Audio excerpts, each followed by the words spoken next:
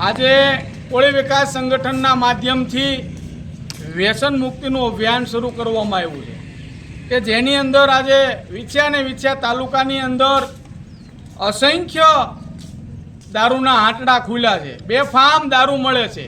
પ્રશાસન કે પોલીસ તંત્ર આની અંદર ઢીલી નીતિના કારણે આજે ઠેર ઠેર જેમ કીધું એમ દૂધ મળવું મુશ્કેલ છે, પણ દારૂ મળી જાય છે સરળતાથી। તો અમારી માંગ છે કે વિછ્યા તાલુકાની અંદર, શહેરની અંદર જ્યાં પણ દારૂના આંટડા ચાલતા હોય બંધ કરવામાં આવે અને દારૂ વેચતા હોય એને પકડીને કાયદા વ્યવસ્થાનું ભાન કરાવવામાં આવે।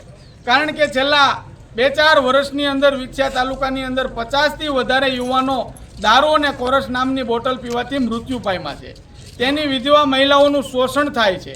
તો અમારી એક જ માંગ છે સંગઠનની કે જ્યાં પણ દારૂના આંટડા ચાલતા હોય, દેશી હોય, ઇંગ્લિશ હોય, પોલીસ તંત્રને બધી જ ખબર છે ક્યાંથી દારૂ આવે છે, કોણ પાડે છે, કોણ।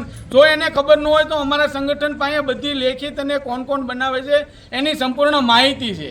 પરંતુ જો આની અંદર તંત્ર ઢીલાસ કરશે, 8 દિવસની અંદર કોઈ કાયદા વ્યવસ્થાનું પાલન નહીં થાય અને આ જ રીતે બેફામ રીતે દારૂ મળશે તો અમે જનતા રેડ કરશું અને આ જનતા રેડની અંદર જે તે વિસ્તારની અંદર કોઈ પણ અધિકારી આવતો હોય એના વિરુદ્ધ અમે આમરણ ઉપવાસ આંદોલન કરશું, એને સસ્પેન્ડ અને એને ઘર ભેગા કરવા માટે।